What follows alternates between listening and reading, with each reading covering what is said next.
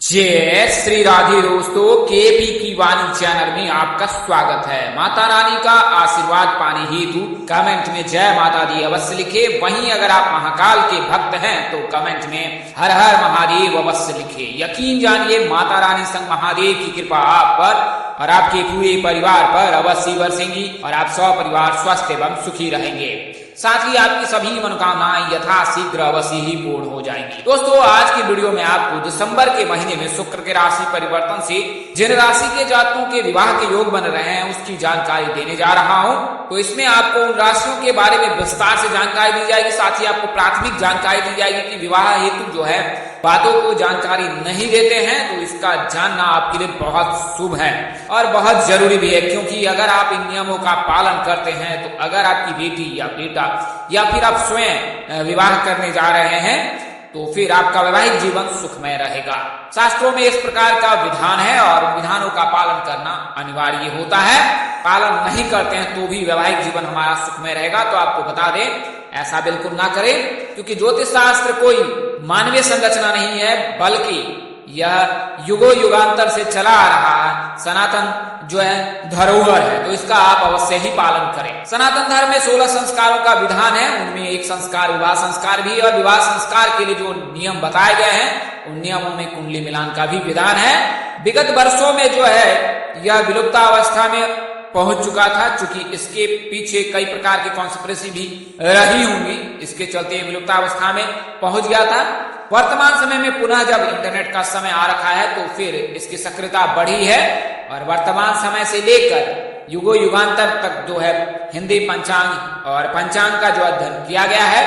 तो आप जब भी विवाह करने जा रहे हैं, जातक की या स्वयं, तो अपनी कुंडली मिलान अवश्य कराएं। तो आइए अब वीडियो में आगे बढ़ते हैं। तो आपको बता दें कि अगर आपकी शादी में अड़चने आ रही है, शादी तय होने के बाद टूट जा रही है, शादी में किसी न किसी वजह से बात कर सकते हैं। हमारा संपर्क नंबर 85218356 सुनिए 8521835670। तो आप इस नंबर पर संपर्क कर विवाह संबंध की पूरी जानकारी प्राप्त कर सकते हैं कि आपकी शादी कब होगी, कहाँ होगी, कैसे होगी, किससे होगी, किस दिशा में होगी, कितनी दूरी पर होगी, किस नाम से होगी, किस राशि से करनी चाहिए, जीवन साथी का रंग रूप स्वरूप स्वभाव और उनका करियर कैसा होगा, आपका करियर कैसा रहेगा। अगर आप लव मैरिज करना चाहते हैं तो माता पिता की सहमति मिलेगी कि नहीं मिलेगी, ससुराल में घर द्वार कैसा होगा, सास ससुर का स्वभाव कैसा होगा, पति कितना पढ़ा लिखा होगा, सास ससुर कैसे होंगे, के साथ आपका संबंध कैसा रहेगा, संतान योग, राजयोग, भाग्य योग, भाव योग, ये तमाम तरह की जानकारी अब आप केपी की वाणी से प्राप्त कर सकते हैं और इसके लिए मामूली शुल्क ली जाती है जिसे आप मेहनताना समझ सकते हैं। तो आप संपर्क कर सकते हैं हमारे संपर्क नंबर 8521835670 पर। इसके अलावा आप केपी की वाणी से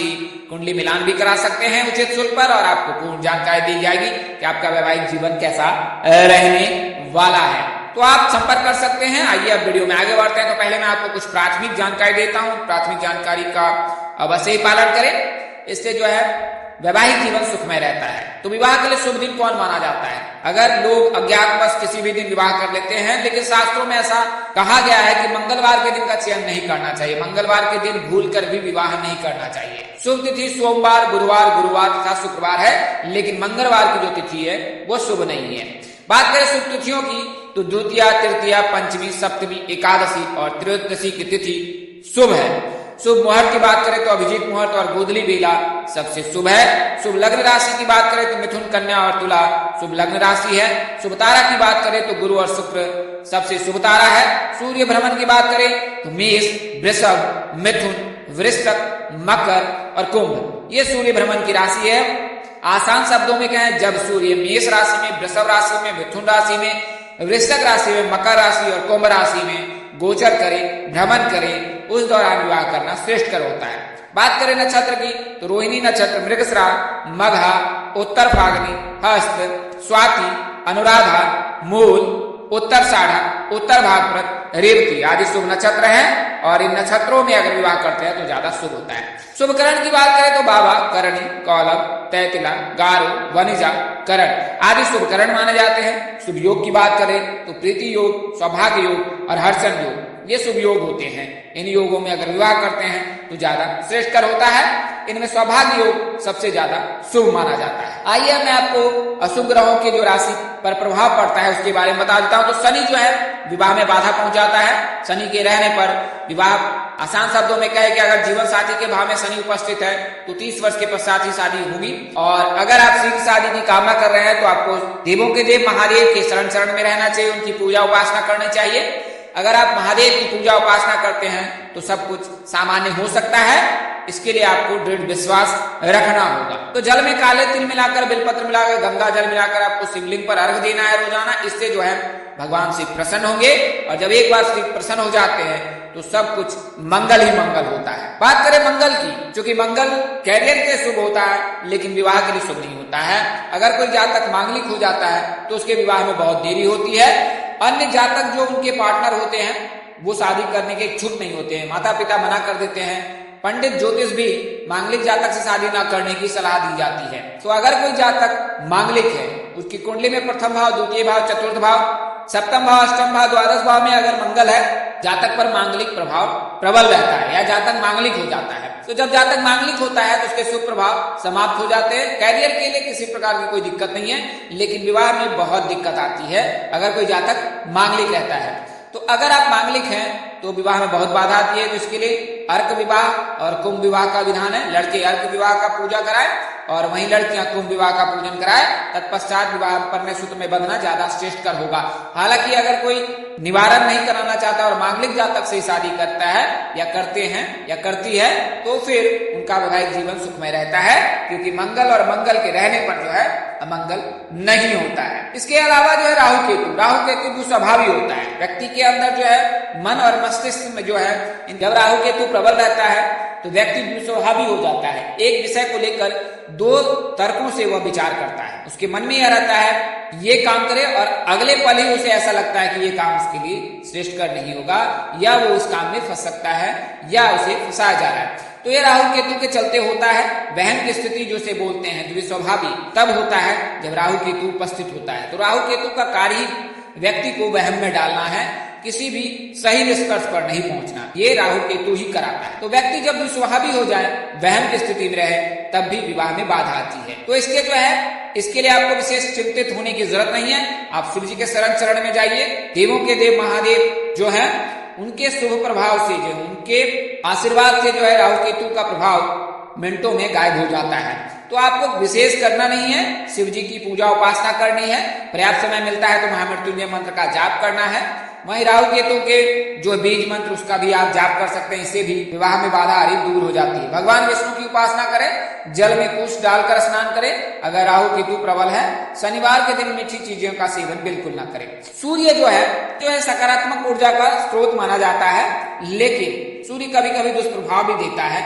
जब सूर्य किसी पापी ग्रह के साथ उपस्थित रहता है तो जातक पर बुरा प्रभाव पड़ता है या जातक कभी कभी अहंकारी हो जाता है। और सूर्य जब कमजोर होता है कुंडली में तो व्यक्ति की जो है आर्थिक स्थिति बहुत खराब हो जाती है। सूर्य मंगल का कमजोर होना व्यक्ति के लिए शुभ नहीं होता है। तो इसके लिए जो है सही कार्य करने चाहिए और जीवन में अग्रसर रहना चाहिए। कैरियर और कारोबार में उन्नति प्रगति पाने के लिए सूर्य का मजबूत रहना बहुत ही जरूरी है। तो इसके लिए क्या करना है, तो रोजाना स्नान ध्यान करने के पश्चात जो है जल में लाल रंग मिलाकर या रोली मिलाकर जो है आपको दान, सूर्यदेव को जल का अर्घ देना है। तांबे का छल्ला धारण कर सकते हैं।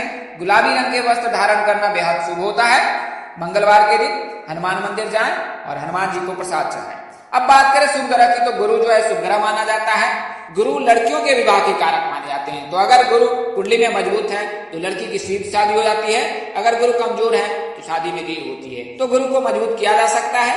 इसके लिए विशेष प्रयोजन की जरूरत नहीं है। केवल जगत के पालनहार भगवान विष्णु जी और माता लक्ष्मी की पूजा उपासना नियमित रूप से करें, गुरुवार का व्रत करें, तो फिर आप किसी के विवाह के योग बनते हैं और गुरु भी मजबूत होता है। गुरु के मजबूत रहने से कैरियर, कारोबार, इसके अलावा व्यापार और विवाह शीघ्र होती है।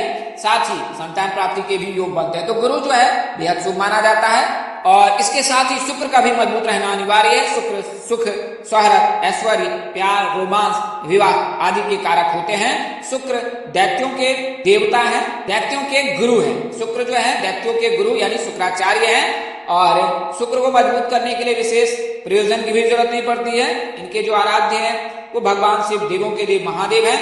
तो अगर आप शिव जी के शरण चरण में रहते हैं तो सभी ग्रहों का जो है, सभी ग्रहों की जो माया है वो स्वतः ही समाप्त हो जाती है। ये सभी ग्रह आपका कुछ बिगाड़ नहीं पाते हैं अगर आप शिव जी के शरण चरण में रहते हैं, महादेव के शरण चरण में रहते हैं। तो शुक्र को मजबूत करना अनिवार्य होता है लड़कों के लिए, क्योंकि लड़कों के विवाह के बाधक जो होते हैं वो राहु केतु शनि होते हैं, मंगल होते हैं। लेकिन अगर आप शुक्र को मजबूत कर लेते हैं कुंडली में तो फिर इनका प्रभाव क्षीण हो जाता है और शुक्र के चलते जो है विवाह के योग बनता है, क्योंकि शुक्र लड़कों के विवाह के कारक माने जाते हैं। तो शुक्र को मजबूत किया जा सकता है शिव जी की पूजा करके, और जब आप शिव जी की पूजा करते हैं तो शुक्र मजबूत होता है, उसके पश्चात आपकी शादी होती है और सुखी वैवाहिक जीवन आप व्यतीत कर सकते हैं। तो यह जानकारी मैंने आपको प्राथमिक दी है। आइए मैं आपको ग्रहों के राशि परिवर्तन के बारे में बताता हूँ। चूंकि वर्तमान समय में गुरु का गोचर हो रखा है और ये गुरु का गोचर अगले साल 1 मई 2024 तक रहेगा। तो गुरु जो है लड़कियों के विवाह के कारक है।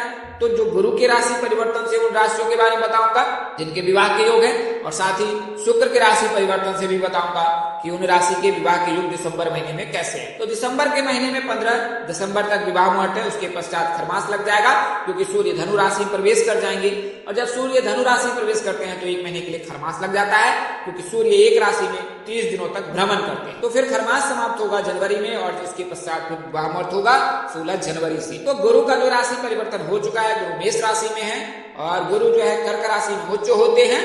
तो मेष राशि के जातक के विवाह के योग तो 30 अक्टूबर के पश्चात 100% बन रहे हैं। तो दिसंबर में आपके विवाह के योग है। वर्तमान समय से लेकर दिसंबर तक रिश्ते तय हो सकते हैं और दिसंबर में विवाह के योग बन सकते हैं, अन्यथा अगले वर्ष 1 मई 2024 से पूर्व आपकी शादी निश्चित ही हो जाएगी अगर आप मेष राशि के जातक हैं। कर्क राशि के जातकों का भी कुछ इस प्रकार ही समीकरण बन रहा है, क्योंकि कर्क राशि में गुरु उच्च के होते हैं और जब गुरु कर्क राशि में उच्च के होंगे या उन्हें उच्च लाभ प्राप्त होगा तो कर्क राशि के जातकों के भी विवाह के योग बनेंगे और 1 मई 2024 तक विवाह के 100% योग बन रहे हैं। तो दो राशि तो मेष राशि कर्क राशि है, 22वें वर्ष से बनते हैं। बात करें नाम की, पी नाम के जातक, आर नाम के जातक, एम नाम के जातक के साथ आप वर्ण सूत्र में बन सकते हैं। वहीं कर्क राशि के जातकों के जो है वो एल नाम के जातक, जी नाम के जातक, एम नाम के जातक में से किसी एक जातक के साथ आप वर्ण सूत्र में बन सकते हैं। अगली जो राशि है तुला राशि, क्योंकि तुला राशि में शुक्र का गोचर होगा